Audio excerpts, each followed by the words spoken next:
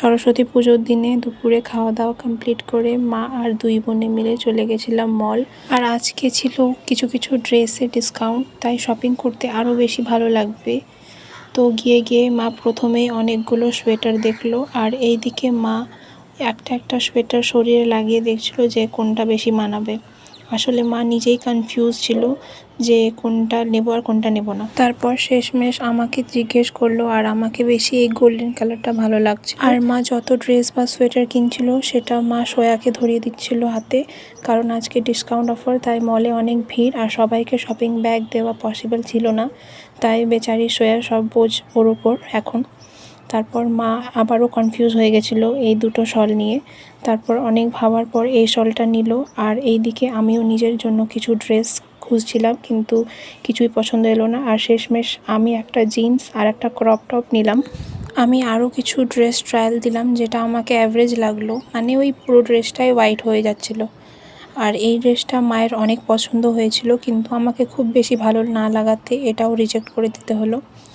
এখন সব কেনাকাটা শেষ, আর এত কেনাকাটা ঘোরাঘুরির পর আমার মধ্যে আর একটু এনার্জি নেই, কিন্তু মায়ের মধ্যে এখনও অনেক এনার্জি বাকি আছে।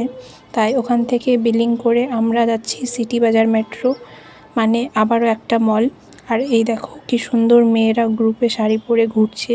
যাই হোক, পৌঁছে গেলাম সিটি মল। ওখানে গিয়ে মায়ের সেরকম কিছুই পছন্দ হচ্ছিল না, তাই মা কিছু নাইটি দেখছিল।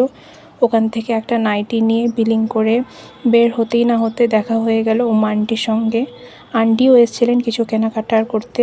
তারপর আন্টি আমাদেরকে শ্রুতির কলেজ যাওয়ার জন্য বলল, কারণ ওখানে সরস্বতী পূজা হচ্ছিল। আর এই কলেজ থেকে মাও নিজের স্টাডি কমপ্লিট করেছিল।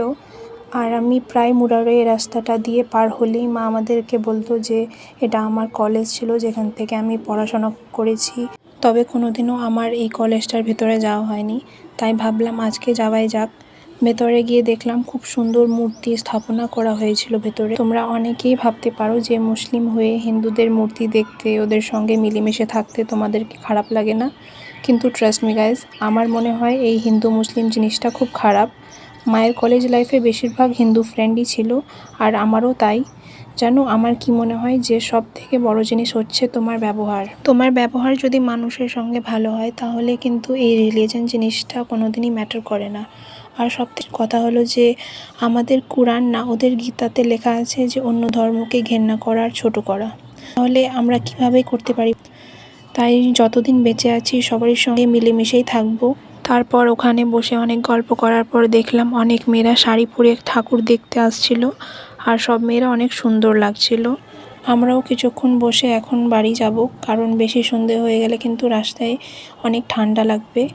তাই কলেজ থেকে বেরিয়ে সামনে পেয়ে গেলাম টোটো, আর আন্টিদেরকে টাটা করে টোটোতে বসে আমরাও ফিরলাম আমাদের বাড়ি।